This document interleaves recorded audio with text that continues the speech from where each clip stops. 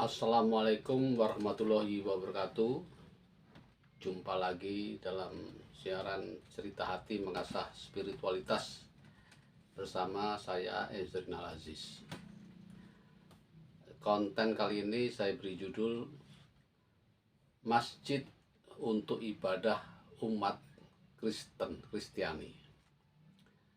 Jadi saya membuat konten ini merespon kejadian yang banyak terjadi akhir-akhir ini, dan mungkin juga beberapa waktu yang lalu sering terjadi, yaitu kejadian di mana sekelompok umat Islam membubarkan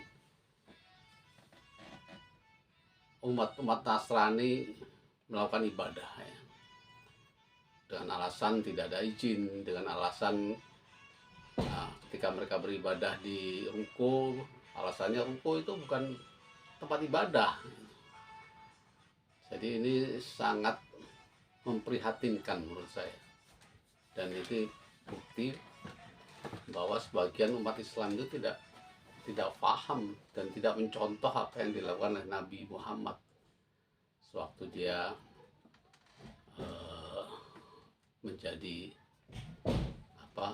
pemimpin di Madinah. Jadi saya ingin bercerita sedikit bagaimana kisah yang banyak ditulis di hadis-hadis, di cerita-cerita, di kisah-kisah, tapi tidak banyak yang membahasnya ya, karena ini terkesan sangat inklusif sekali.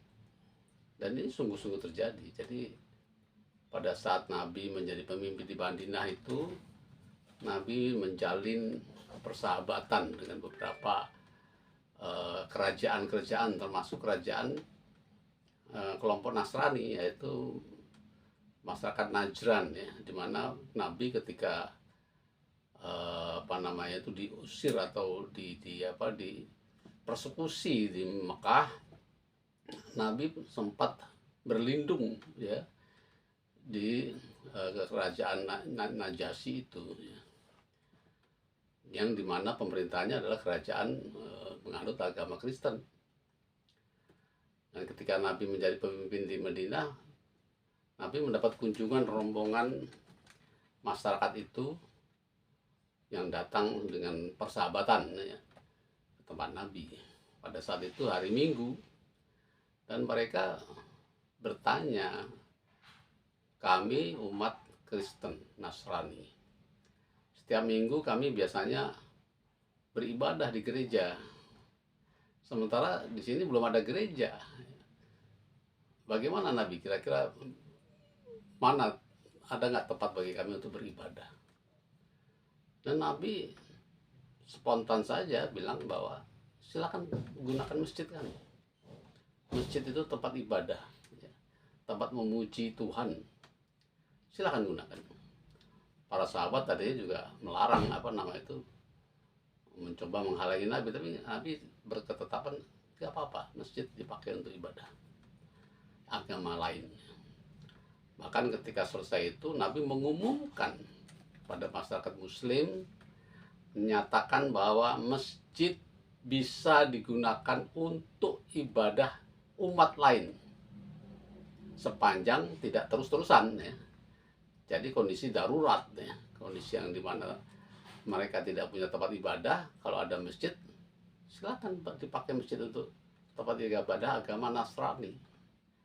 Dan itu ceritanya banyak tersebar, silakan aja dicek di Google ya, di buku-buku sejarah Muhammad dan sebagainya. Jadi apa yang saya masukkan di sini, bahwa Nabi itu sangat inklusif ya, sangat menerima, bukan sekedar toleran.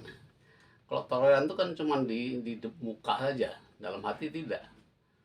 Tetapi Islam itu inklusif, juga menghargai, mengakui juga, karena Al-Quran juga mengatakan begitu. Quran mengakui kitab-kitab sebelumnya, Nabi pun harus mengimani kitab-kitab sebelumnya.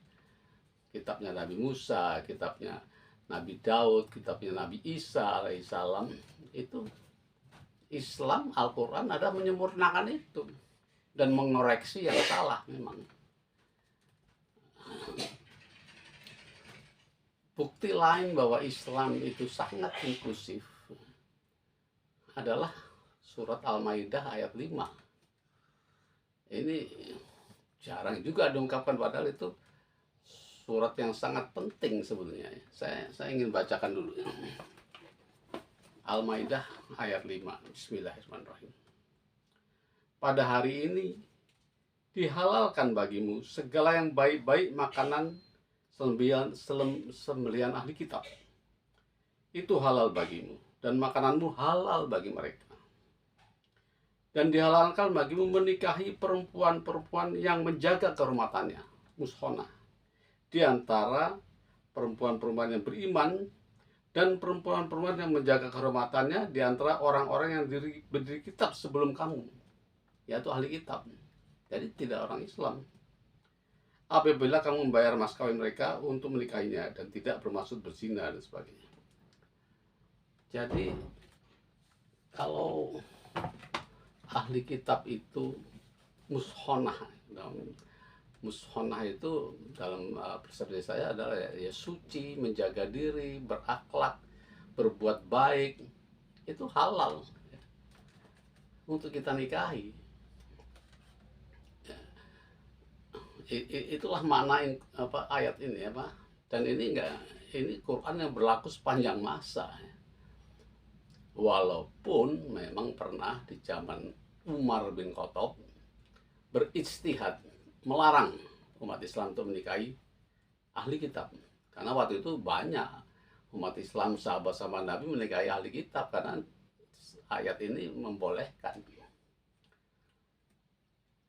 Nah, Umar beristihad karena pada saat itu banyak janda-janda muslimah, ya, karena peperangan yang terjadi di mana-mana, yang seharusnya lebih baik disantuni itu dulu, ya. Tapi istihad Umar ini kan tidak boleh menganulir ayat ini kan, jadi tidak berlaku selamanya menurut saya, ya. Jadi setelah itu pada kondisi-kondisi yang lain maka ayat ini berlaku. Menikahi ahli kitab. Nah, memang timbul pertanyaan, bagaimana kalau dalam keluarga berbeda agama, nanti bagaimana anak-anaknya? Itu kan pertanyaan-pertanyaan yang barangkali akan saya jawab di lain kesempatan, ya. Saya punya jawaban-jawaban itu. Intinya kalau kita berpikir inklusif, ya, tidak ada masalah, ya. Tidak ada masalah, karena kita menghargai, bukan membatasi, bukan bersaing dalam keluarga. Tidak boleh ada persaingan. Yang paling lebih prinsip lagi adalah bahwa beragama, ya, berkeyakinan itu tidak boleh dipaksakan, ya. Itu harus hadir dari suatu yang tulus, dari keyakinan, dari pembelajaran dan sebagainya. Dan saya meyakini seorang yang ahli kitab atau kalau dia berbuat baik, maka dia akan kalau diberi pelajaran tentang Islam, dia akan mengakui dan akan tertarik, ya. Karena ya, kalau ada ketulusan untuk belajar, makanya banyak mualaf itu, ya, menjadi tertarik, dan itu dengan ketulusan hatinya. Apalagi kalau kita sudah berkeluarga, membina hubungan yang baik, tentu saja ada komunikasi dan sebagainya. Kalaupun itu tidak terjadi menjadi mualaf dan sebagainya, itu urusan masing-masing. Kemudian pertanyaannya bagaimana nanti di akhirat, macam-macam, itu pertanyaan seperti itu kan. Nah, itu barangkali saya akan uraikan lagi pada kesempatan yang akan datang. Intinya saya ingin mengatakan bahwa apa yang terjadi memang tidak banyak, ya. Umumnya umat Islam Indonesia adalah yang sangat toleran dan menghargai perbedaan-perbedaan. Tapi sporadis terjadi peristiwa-peristiwa tadi. Nah, saya ingin mengatakan bahwa itu tidak sesuai dengan semangat Islami yang bukan hanya toleran, ya, mengakui juga. Dan dengan begitulah Islam itu justru menyebar ke seluruh dunia karena sikap moral yang inklusif, antara lain seperti itu.